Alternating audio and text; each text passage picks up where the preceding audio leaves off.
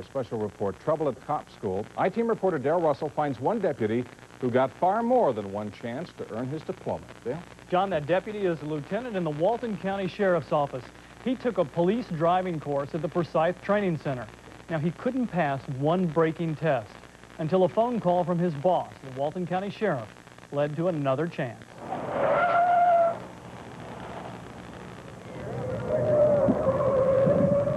At the Georgia Public Safety Training Center in Forsyth, a police officer can learn to save lives and avoid accidents. Get ready. Back to the middle. Thousands of cops come here every year for state-required continuing education. One of the most popular courses, driver training. You're going to leave that learning something. In 1990, Lieutenant Drexwell Booker of the Walton County Sheriff's Department attended this driver training school twice. The first time, the lieutenant flunked the basic driving course, so he took it again, but failed to pass one of the driving tests. But our I-Team found that Walton County lieutenant still ended up with a diploma. How? Because the training center allowed him to return 3 days after his class ended and retake that driving test, a violation of state rules governing police training. The test Lieutenant Booker had trouble with is this braking and maneuvering test. It's not hard once you get the knack at it. Lieutenant Booker says it was not hard, but after he flunked a second time, his boss, the sheriff of Walton County, says he called the director of the Forsyth Training Center, David Say. Sheriff Frank Thornton says he asked if his lieutenant could have another chance to pass. David Say said yes, and let Lieutenant Booker come back. The man went out there and went through remedial training, which is permissible. The top man of the training center thought it was permissible, but he's wrong. State police training rules allow a student who flunks a performance test one more chance. Lieutenant Booker's training records clearly show he took a test and that state-approved second test or retest and flunked both. One retest. Charlie English is with the Peace Officer Standards and Training Council, or POST, which regulates police training academies. If they had, in fact, tested him, worked with him, and retested him, and he failed that time, he should have repeated the class. Which means Lieutenant Booker should have repeated the whole course, including classroom instruction. But Lieutenant Booker got special treatment, returning just to do the braking test. He was the only student with a full staff of instructors working with him for a half a day. I came back, and I practiced. I went through about 6 times. 6 times? Booker says he took 6 practice laps before taking and passing the test, but instructors who were there say that's not what happened. We were told to go out and run him through until he passed. Major Mike Overby was one of the instructors that day. Today, he works for the Butts County Sheriff's Office. He says Drexwell Booker didn't go through the course 6 times. He went through 176 times. Were you there when he did the final day's driving, the 176 trips or so? Yes. Did he ever get it? Not when I was there. This memo obtained by the I-Team shows it took, quote, 176 runs for successful completion of event. Deemed passed at that point, diploma to be issued. And at the bottom, per Bill Dean. Dean is head of instruction at the training center.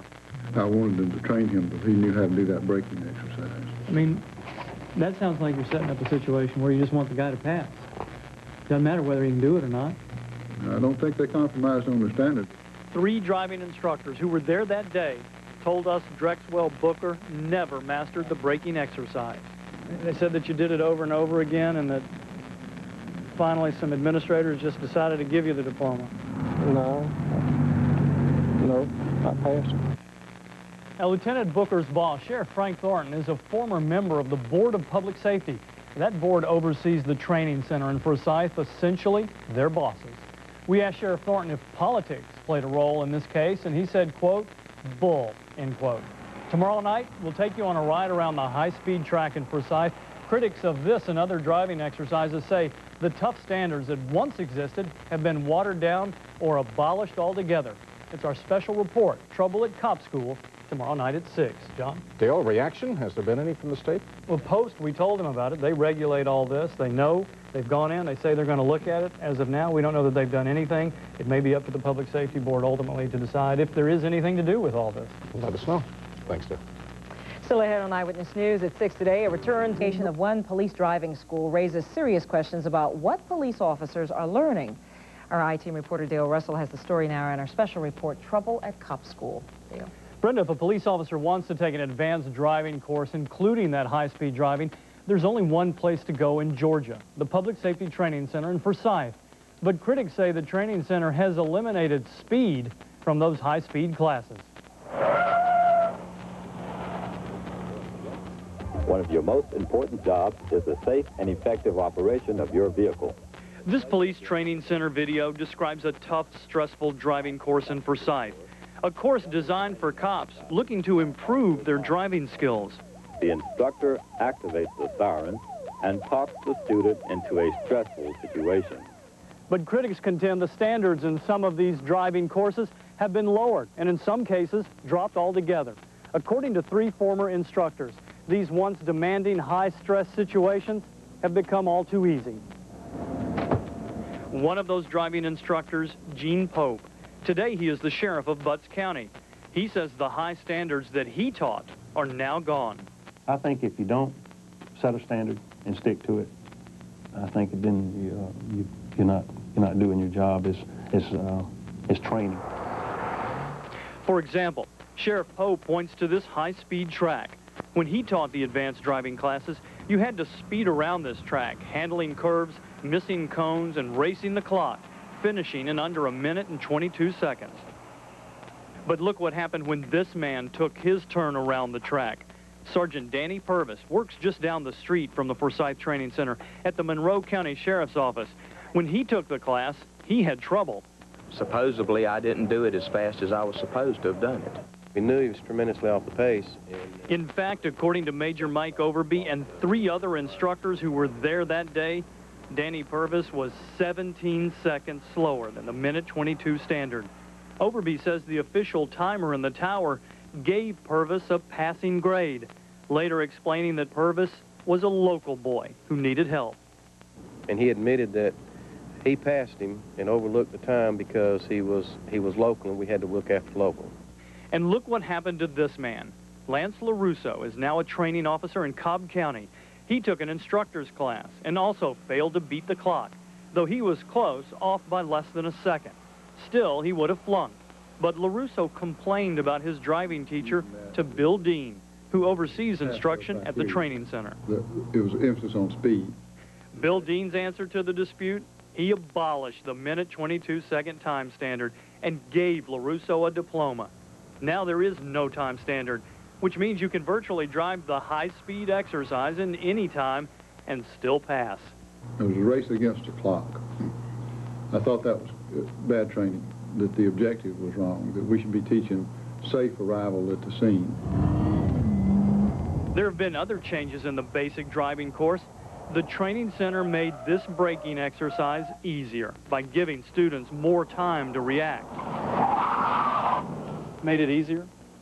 Yes, sir. What's the purpose of that? It lowers the failure rate. Mike Overby and other instructors believe the changes made in these classes were done for one reason: make it so no one flunks. And the statistics seem to back them up. In 1991 and 92, 26% of all students flunked the basic and advanced police driving classes. The last 2 years, less than 2% of the students flunked. There has been a dramatic decrease in the failure rate. I'll be honest with you, I like that. Well, I don't think that you should set the course up where that nobody fails it, because then, you know, if everybody passes, then how are you going to know if they really learned anything? Now, instructors tell us it all comes down to politics. If an officer flunks a driving course, when he goes back to work, he's now a big liability to his police chief or sheriff. They ask, can you put him out on the streets driving a car? Well, instructors say the training center is very well aware of that, and they don't want anyone, Brenda, to flunk. So what does the training center have to say about that? They tell us that really what they're there for is the training itself. They don't really care what the pass-failure rates are. They just want to make sure they're better drivers. The critics say, though, you drop those standards, we don't know if they're better drivers or not when they leave. All right. Thanks very much, Dale. When we come back, the rain may slack off tonight, but more is...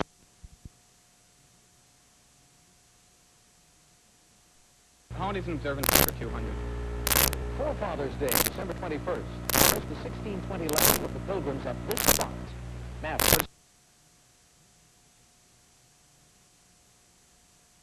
To the Board of Public Safety. Well, today that board kicked off an internal review of the Academy, requesting copies of our story for each board member and a written response from the training center director. Critics of the center have made these accusations. David Say, the top man at the Forsyth Training Center, made the first public defense of his academy since our I-Team investigation. We found over 24 instructors at the police training center had invalid teaching certificates, and we found students who initially flunked their driving courses yet received diplomas. The director of the training center prepared this 20-page report stating that he and the center were victims of former employees who were out to get them, admitting that they had a problem with their teacher certification paperwork, and essentially saying they've done nothing else wrong. There is a variety of accusations. There is, I think, a variety of validity as you go through the range. Say admitted to the board, which oversees the training center, that 14 of his instructors did not have valid teaching certificates. But he told the board his instructors had completed all of the state requirements to teach. They just hadn't turned in their paperwork. They were in compliance with all their instructor criteria. But they hadn't completed all of their requirements. One of those standards is a hands-on evaluation of the instructor's teaching ability. When we first questioned David Say about this in July, the training center had not done those state-required evaluations. In fact, 2 days after our interview, we found the training center evaluating their teachers. Now, Board Vice Chairman Pat Jarvis, who's also the DeKalb County Sheriff, says he wants all the board members to review our story and read that report prepared by David Say. Jarvis says they'll discuss it at the next board meeting and decide what, if any, action should be taken. You'll let us know. We'll follow Thanks, Dale. Up next on Eyewitness News at 6.